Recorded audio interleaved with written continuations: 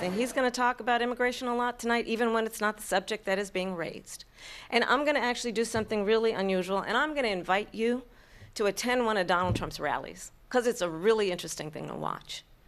And what you will also notice is that people start leaving his rallies early out of exhaustion and boredom. And I will tell you, the one thing you will not hear him talk about is you. She said people start leaving. People don't go to her rallies. There's no reason to go. And the people that do go, she's bussing them in and paying them to be there, and then showing them in a different light. So she can't talk about that. People don't leave my rallies. We have the biggest rallies, the most incredible rallies in the history of politics. What they have done to our country by allowing these millions and millions of people to come into our country, and look at what's happening to the towns all over the United States. In Springfield, they're eating the dogs, the people that came in. They're eating the cats. They're eating the pets of the people that live there.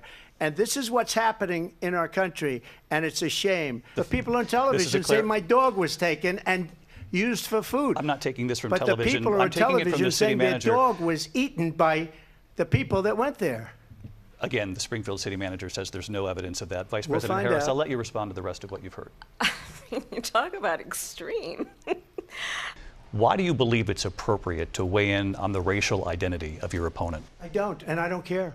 I don't care what she is. I don't care. No, I mean, all I can say is I read where she was not black, that she put out, and I'll say that. And then I read that she was black, and that's okay. Either one was okay with me. That's up to her.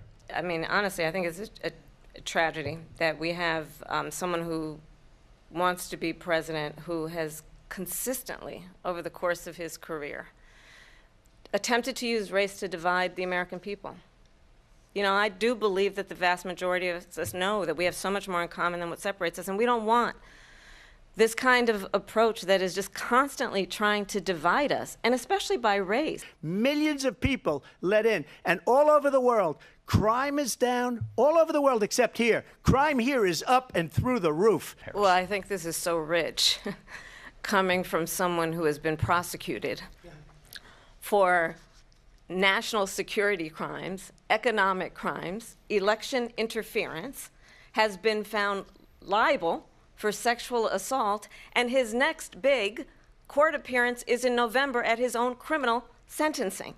She was big on defund the police. In Minnesota, she went out, wait a minute, I'm talking now, if you don't mind, please. Does that sound familiar?